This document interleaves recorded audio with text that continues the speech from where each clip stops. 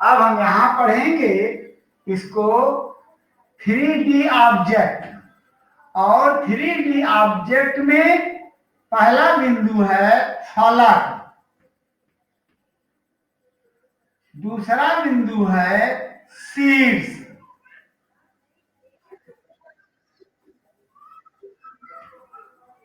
और तीसरा तथ्य है किनारा या कोण।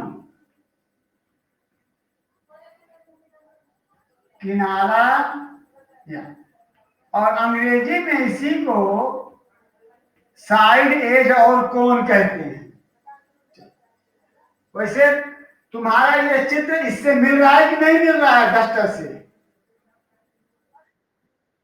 हाँ, अब ये फलक क्या है? फलक जो यह एक समतल होता है। क्या होता है?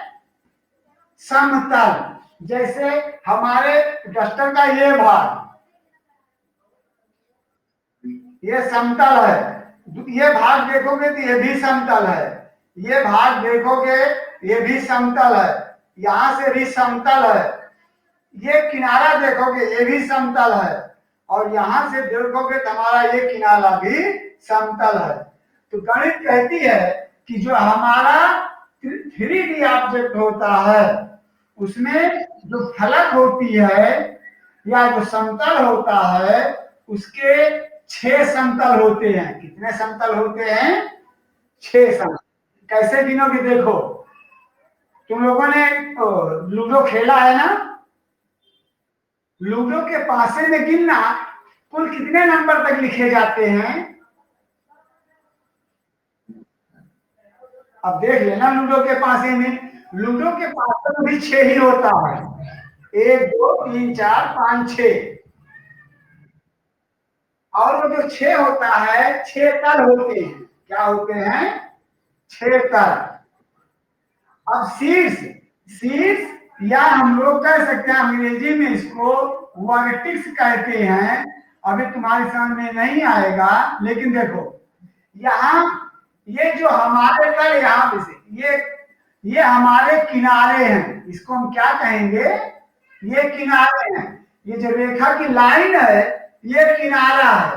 क्या है ये देखो, यानी ये जो हमें लाइन दिख रही है ये किनारा है।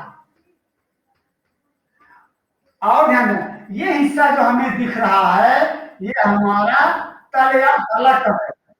इसको हम क्या कहेंगे? तल या फलक। ये लाइन जितनी लाइन दिख रही है ये किनारा है, और जहां पर ये रेखाएं हमारी मिल रही हैं ये हमारे लिए शीर्ष है। क्या है ये?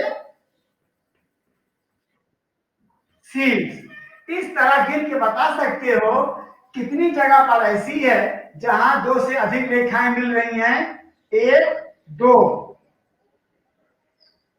3 4 5 6 7 8, और नहीं यहाँ गिन लो। देखो 1 2 3 4, 4 यहाँ हो गया, और 5 6 7 8। इस प्रकार इसमें 8 शीर्ष होते हैं। कितने शीर्ष होते हैं? 8। ये रेखा यहां से यहां मिलती है, इसी क्रम में ये 4 इधर मिलते हैं, 4 इधर मिलते हैं, ये 8 शीर्ष मिलेगा। 4 इधर से 4 पढ़ लो, इधर से 4 पढ़ लो, हर प्रकार के 8 शीर्ष होते हैं। 6 फलक होते हैं। किनारे कितने होते हैं? गिनो। देखो मेरे साथ गिन सकते हो तो गिनो। 1 2 3 4, ऐसे पीछे वाला 5 6 7 8। अब इधर से ये गिनेगा 9 10 11 12। तो इसमें 12 किनारे भी होते हैं। 12 किनारे होते हैं। ये हमारे 3D ऑब्जेक्ट जिसमें हमारे पास घन और घनाभ। घन क्या है? जैसे हमारे लूडो का पासा, सांप सीढ़ी का पासा वो घन होता है। उसके बाद हमारा ज्योमेट्री बॉक्स, हमारी टेक्स्ट बुक, मोबाइल, ये सब हमारे घनाभ के आकार के होते हैं। घनाभ जिसमें लंबाई, चौड़ाई और मोटाई या ऊंचाई अलग हो। लंबाई, चौड़ाई और ऊंचाई अलग अलग हो, हम उसे घनाभ कहते हैं।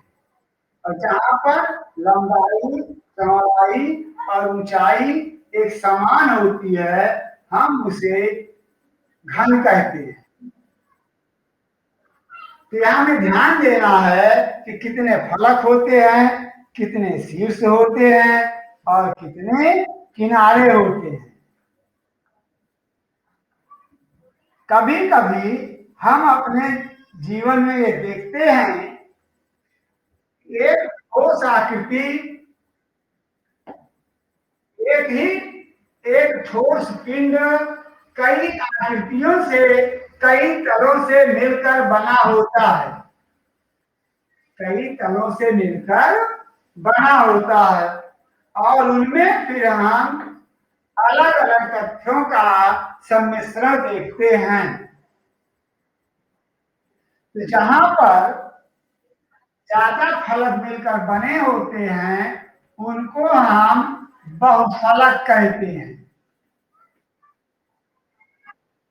बहुफलक कहते हैं जहां पर हो सकता है कि बहुफलक ठोस आकृति के तल होते हैं। ठोस आकृति के तल जैसे घनाभ पर वक्र पृष्ठ का वक्रीय तल लगाया जा सकता है, या घनाभ पर त्रिभुजाकार तल लगाया जा सकता है। जैसे इस डस्टर पर हम अगर ये चाक स्टिक खड़ा कर दें, तो यहाँ पर भी हमारा एक ठोस तल बन जाएगा। अगर इसे रखते हैं या एक इस प्रकार ये चाक स्टिक खड़ी हो गई, यहाँ पर भी हमारा तल स्पष्ट रूप से दिखेगा। तो इस प्रकार ये बहुफलक बनते हैं और इसमें भी अब आधार भी बन जाता है। आधार बनता है, इसमें ऊंचाई भी बनती है और अगर होती है तो लंबाई या किनारा भी बन जाता है। लंबाई या किनारा भी बन जाता है। जैसे डस्टर हम ऐसे भी रख सकते हैं, ऐसे भी रख सकते हैं और इस पर हम अलग ढंग से कई रचनाओं को भी यहाँ पर अर्धवृत्त या गोल, जैसे यहाँ देखो हमारा डस्टर है और हमने इस डस्टर पर एक गोला काट कर रख दिया इस कोण से। इस डस्टर के ऊपर एक ऐसे गोला काट कर रख दिया, ये हमारी आकृतियां। हाँ बोलो।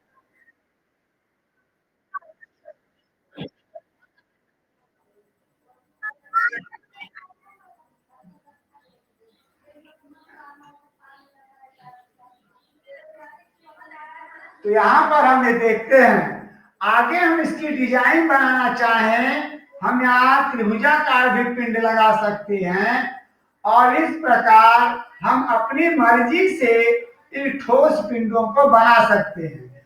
अगर ऐसे इस खड़े कंडीशन में है, ये भाग इसका आधार कहा जाएगा और ये इसकी साइड या किनारे कहे जाएंगे और इनका ऊपरी भाग कहा जाएगा। तो इस प्रकार दृश्यता के क्रम में ये हमारे बहुफलक जो है निकलते हैं। यहाँ पर तुम्हें बेलन दिखाया गया है, यहाँ पर तुम्हें आइसक्रीम कोन दिखाया गया है। इन सब में हम अगर देखते हैं, जैसे ये हमारी चॉक स्टिक एक बेलन है। अगर तुम लोगों को नई चॉक स्टिक देखनी हो, ये इसका ये हिस्सा समतल होता है। चाक स्टिक हमारी इस क्रम में होती है ऐसे चाक स्टिक होती है, उसका जो बीच का हिस्सा होता है वह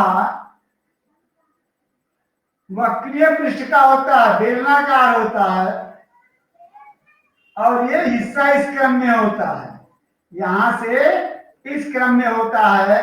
हम अपने इस चाक स्टिक को पकड़ कर लिखते हैं, लेकिन ये जो हिस्सा इसका है ये बेल जो है समतल होता है।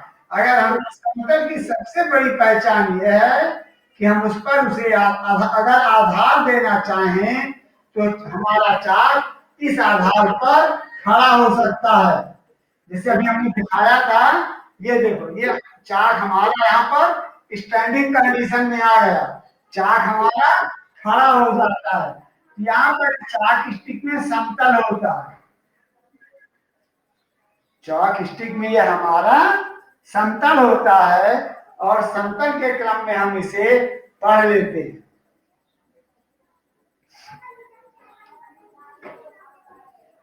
और हम इन सब की सहायता से अभी अगले प्रश्नों को पढ़ते हैं। फलक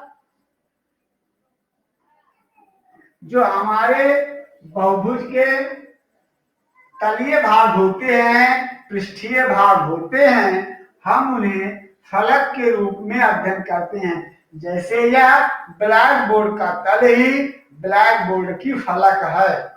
ब्लैक बोर्ड को यहाँ से निकाला जाएगा तो हल्की सी मोटाई लेकर के यह भी एक घनाभ की संरचना है। अब यहाँ पर तुम्हें गोला, शंकु, बेलन और अगले क्रम में यहाँ उत्तल बहुफलक और सम बहुफलक। एक बहुफलक सम बहुफलक कब होगा? यहाँ जो सम बहुफलक की संकल्पना लिखी गई है, सम बहुफलक, जिसमें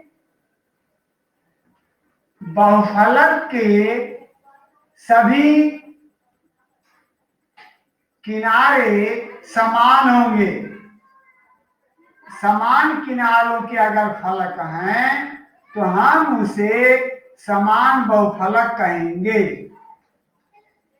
किनारों की लंबाई हर जगह पर एक समान होगी तो हम उन्हें समान बहुफलक के आकृतियां कहेंगे। अगर उनकी आकृतियां समान नहीं है तो वे एक समान के बहुफलक नहीं है, या उन्हें हम सम बहुफलक कहते हैं, या हम उन्हें सम बहुफलक कहते हैं। आगे फिर हम यहाँ प्रिज्म पढ़ते हैं, या हम इन्हें पिरामिड पढ़ते हैं। प्रिज्म और पिरामिड हम लोगों ने अपने सोशल साइंस या एसएस की बुक में पढ़ा है कि प्रिज्म और पिरामिड क्या होता है। अब हम अपना जो अगला अभ्यास है बेटा, इस आज के चैप्टर को यही कंप्लीट करते हैं, और आगे फिर हम आने वाले समय में पढ़ेंगे। तब हम सबको अपने इन